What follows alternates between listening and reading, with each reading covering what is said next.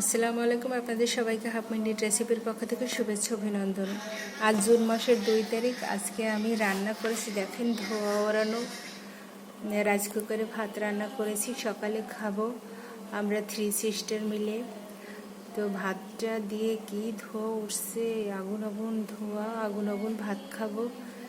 সকালে আমি ঘুম থেকে উঠে ভাত রান্না করি প্রতিদিন, এটা আমার প্রতিদিনের রুটিন। আর রান্না করতেছি পটল ভাজি। এটা আসলে আমি এই প্রথমেই রান্না করবো আর কি, করতেছি,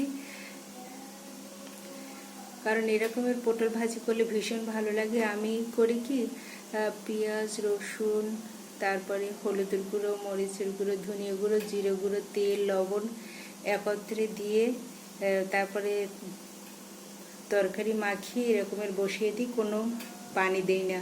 তারপর অল্প আঁচে রেখে দেই, 15 থেকে 20 মিনিট লাগে। এতে অবশ্য গ্যাস খরচ হয়, কিন্তু খেতে তো খাবারটা সুস্বাদু হয়। সকালবেলা আমরা 3 সিস্টার খাবো। আর মূলত আমাদের সবজি কিন্তু বাইরে যেতে হয় না। সকাল থেকে ফেরিওয়ালা একদম ডাকাডাকি করে, ওদের যন্ত্রণায় আর ঘুমানো যায় না। সকাল থেকে রাত পর্যন্ত ফেরিওয়ালার আনাগোনা আমাদের এই পাড়ায়। কাছে বাজার আছে, বাজার থাকা সত্ত্বেও যারা বাজার করতে পারে না বা একটু খারাপ লাগে, তারা এই যে ফেরিওয়ালার কাছ থেকে তরকারি রাখতে পারে। এখানে মূলত 250 গ্রামে আমরা পটল পেয়েছি 6টা। আমরা মানুষ 3 জন হয়ে যাবে। আর আমি পটলটা ছেঁচে সুন্দর করে মাঝখান থেকে কেটে একদম কেচে নিয়েছি, যাতে মশলাটা ভিতরে ঢোকে। এই রান্নাটা আমার নতুন রান্না, এর আগে আমি কখনো এভাবে রান্না করিনি। আর তেলে ভাজাভুজি রান্না আম্মু খেতে পারে না, যার কারণে আমার এভাবে ভাজি করে রান্না কোনোদিন হয়নি। আজকে আমি একটু ভাবলাম যে আনকমন রান্না করি। আর মিমো বলছে, আপু এটা তুমি একটু সুন্দর করে ভাজি করো, খুব খেতে ইচ্ছে করে। তাই দেখি কেমন হয়, এজন্য আপনাদের সাথে একটু শেয়ার করলাম। আমি আসলে রান্না করি, সবসময় রান্না করা হয়ে ওঠে না। আর মিমোই সবসময় রান্না করে, আমি মাঝে মাঝে রান্না করি। আবার যখন যেটা আমার মন চায় আমি সেইটাই আসলে করি। ইচ্ছার বিরুদ্ধে আমি আসলে কিছু করি না। আমার রান্না বান্না করতে গেলে আমার মা বাবার কথা ভীষণ মনে করে, তাদের কাছে পাই না। বাবা মার জন্য রান্না করতে আমার ভীষণ ভালো লাগে, বাবা মায়ের আত্মীয় স্বজনের জন্য রান্না করতেও আমার ভীষণ ভালো লাগে। আমি অনেক আত্মীয় স্বজনকে রান্না করে খাইয়েছি, কিন্তু একটা কুকুরকে যদি আপনি খাওয়ান, কুকুরটা প্রভু ভক্ত হয়। কিন্তু আমি অনেক আত্মীয় স্বজনকে অনেক কষ্ট করে আমি রান্না করে খাইয়েছি, কিন্তু তারা কি বলবো যে এত অধম, তাই বলে তো আসলে মানুষ হয়ে তাদের কামড় দেওয়া যাবে না। তাদের আল্লাহ সঠিক বিচার করবেন।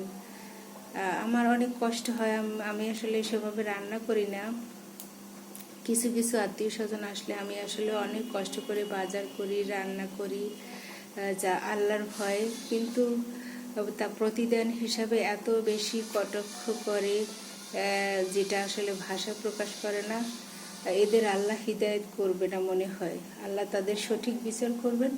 আল্লাহর কাছে বিচার দিয়ে আমি আমার মতো করে থাকছি।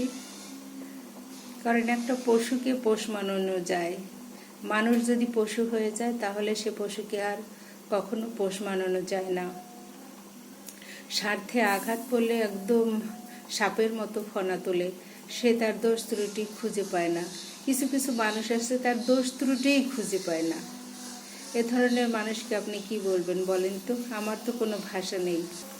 আর এর সাথে পাতলা আমডাল করেছি, কারণ ভাজি তরকারির সাথে একটু ডাল হলে ভীষণ ভালো হয়।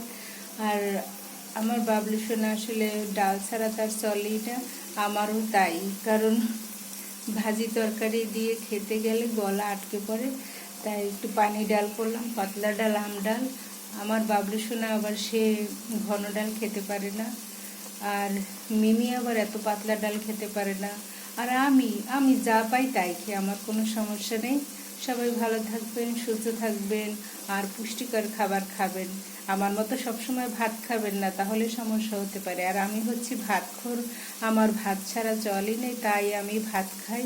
মাঝে মাঝে কখনো কখনো অন্য কিছু খাবার তৈরি করি, কিন্তু ভাতটা সবসময় আমার থাকে। তাই আপনাদের সাথে শেয়ার করলাম। ভালো থাকবেন, সুস্থ থাকবেন, আল্লাহ হাফেজ।